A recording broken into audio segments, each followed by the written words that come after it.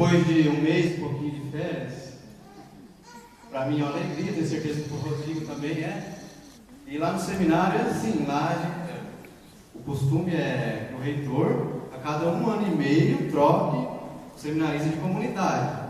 Só que aí a gente chegou lá e era a época do Rodrigo sair. E ele ficaria até o meio do ano só. Aí o Padre Paulo resolveu deixá-lo até o final do ano. Ou seja, não trocou ninguém, né? Porque tem 2 seminaristas no 3º ano de filosofia, o último ano deles, e ele achou que não valia a pena trocá-lo de lugar só por 6 meses, né? Acabou não trocando ninguém. Aí o Rodrigo acabou permanecendo aqui até o final do ano. Então, para nós é uma grande alegria estarmos aqui e queremos agradecer pela acolhida, né, por essa bela comunidade que é Jussara. E, de maneira especial, neste final de semana, nós estamos celebrando o 19º domingo do tempo comum.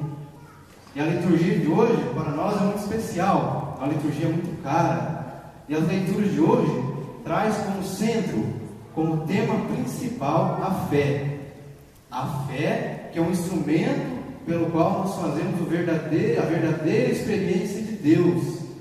A fé que não é algo exterior ao homem, a fé que é algo interior ao homem, a fé que nasce, a fé que brota do fundo do coração do homem, e a fé que nos permite transcender e chegar ao verdadeiro conhecimento de Deus, a contemplarmos a face de Deus. E São Paulo, na segunda leitura hoje, vai dizer que a fé é a posse daquilo que nós esperamos, é a certeza, né? É confiar nas realidades que nós não podemos enxergar, que a racionalidade humana, que os instintos humanos não podem enxergar, só podem enxergar através dos olhos da fé. Por isso que Santo Agostinho vai dizer: se podes, compreendes, se não podes, crê. E também um monge, São Columano Abade, um monge da Idade Média, dizia que os mistérios de Deus são comparados com o fundo do mar. Eles são inatingíveis, inalcançáveis pelos olhos e pela consciência humana. Mas os mistérios de Deus só nos dá a revelar-se através dos olhos da fé. A fé é aquilo que nos alimenta, a fé é aquilo que nos sustenta, que nos faz ter ânsia em buscar a Deus. E foi esta mesma fé que animou, que fortaleceu e que sustentou Abraão para que ele saísse da sua terra, onde Abraão, que era um homem de posses, para que ele saísse da sua terra e fosse para uma terra estranha, que ele habitasse como morador estranho, morando em tendas. Essa mesma fé que fez com que Abraão, lá no alto de sua velhice, concebesse um filho chamado Isaque, filho esse que faria da sua posteridade tão numerosa como as areias do mar. E é esta mesma fé que fez com que Abraão, como nos diz a leitura, se reconhecesse, se considerasse como um estrangeiro nesta terra, como um peregrino nesta terra. Por quê? Porque ele tinha consciência de que ele vivia os seus dias tendo a esperança e tendo a certeza de alcançar um bem maior que é Deus. Ele tinha essa consciência, por isso que ele vivia os seus dias buscando esse bem maior que é Deus. E foi esta mesma fé também que deu para ele a coragem de entregar o seu filho em holocausto, como a prova do verdadeiro amor profundo e de fidelidade que ele tinha a Deus. Ele teve essa coragem de entregar o seu filho, de dar o seu filho em holocausto. Por quê? Porque ele sabia que o seu filho não pertencia a ele. Ele sabia que seu filho pertencia a Deus. Mas Deus quis que ele provasse o seu amor e que ele provasse a sua fidelidade. E foi o que Abraão fez. Provou que realmente ele era fiel a Deus. Foi fiel ao plano de Deus para a sua vida. E ele sabia que aquele filho dado por Deus lá na sua velhice, lá quase no fim da sua vida, não pertencia a ele, mas sim pertencia a Deus. Isto é, ele foi capaz de deixar tudo, de se despojar de tudo, por amor a Deus, alimentado pela sua fé. E hoje fica para nós então uma pergunta: qual é o tamanho do meu amor por Deus? O que hoje eu seria capaz de deixar para trás por amor a Deus? Então nós devemos pensar um pouquinho hoje, sair dessa missa pensando: qual é o tamanho do meu amor a Deus? O que eu seria capaz de hoje deixar por amor a Deus? E também podemos fazer uma relação com o Evangelho, porque no Evangelho Jesus nos convida, através da fé, a nos despojarmos de certas coisas, a nos despojarmos do nosso egoísmo, da nossa cobiça, da nossa avareza, da nossa autossuficiência.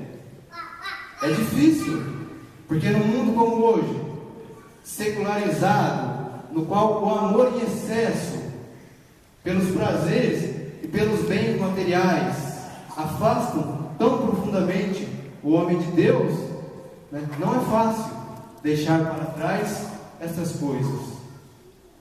Mas como fazer então? Jesus nos convida no Evangelho a buscarmos, a juntarmos tesouro no céu.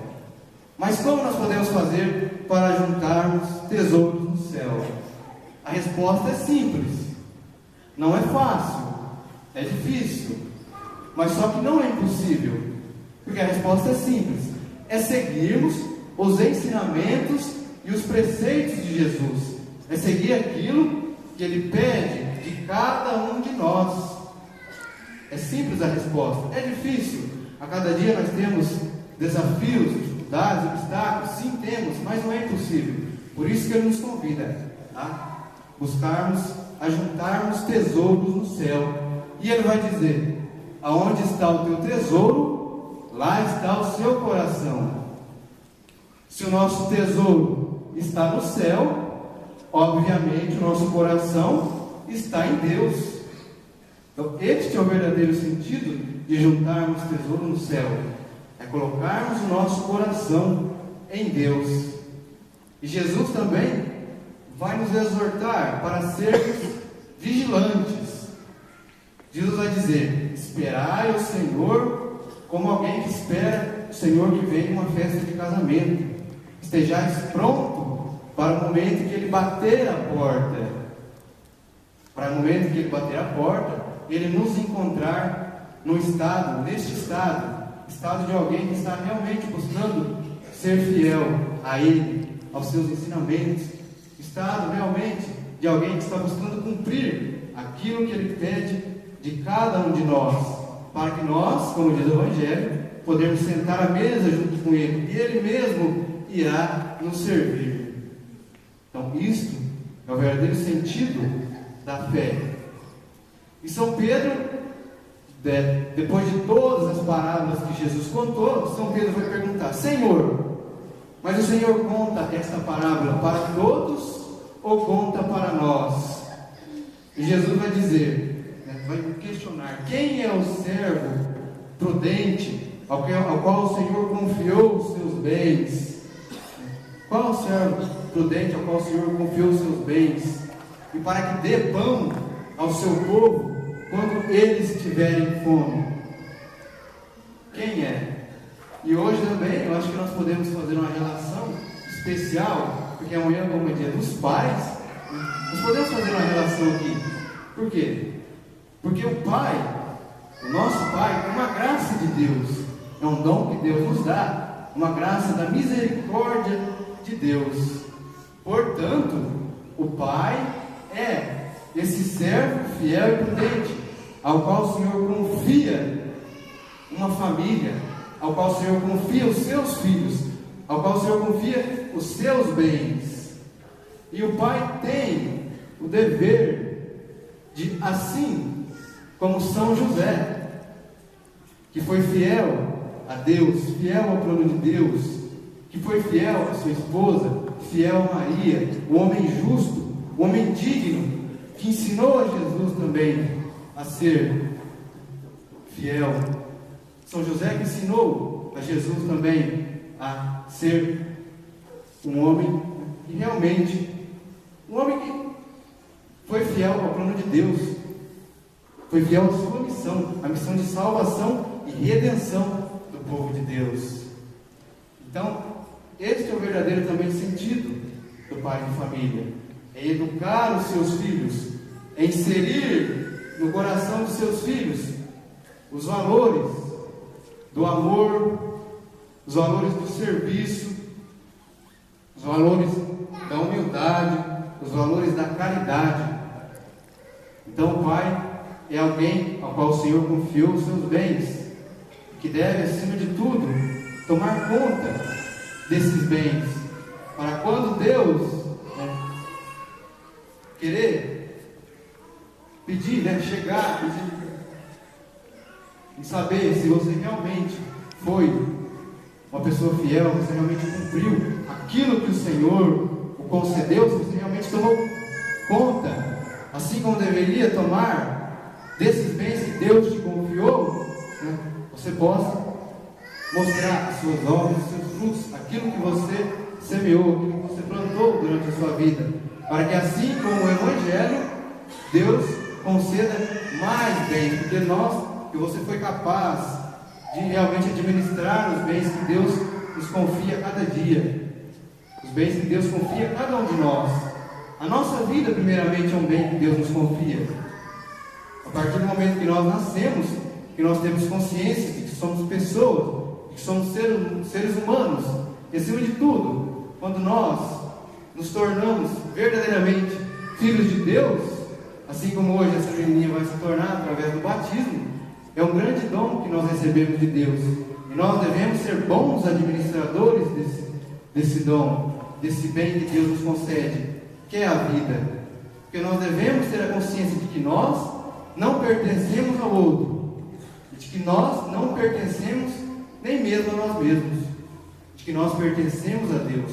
Então nós devemos buscar administrar a nossa vida, vivenciar a nossa vida de acordo com aquilo que Deus quer de cada um de nós, de acordo com aquilo que Deus pede de cada um de nós, porque todos nós temos a possibilidade e todos nós temos a capacidade de sermos servos fiéis e prudentes, servos que realmente possam dizer lá no fim da sua vida, como diz São Paulo: guardei a fé, combati o bom combate, agora está reservada para mim a coroa da vitória. Então a fé nos foi revelada, a fé verdadeira nos foi revelada na ressurreição de Jesus, e é esta fé que nos dá a firmeza, que nos dá a coragem de buscar contemplar o nosso ser, chegar à totalidade de nosso ser, chegando na totalidade de nosso ser, contemplarmos a face e a presença de Deus. Amém?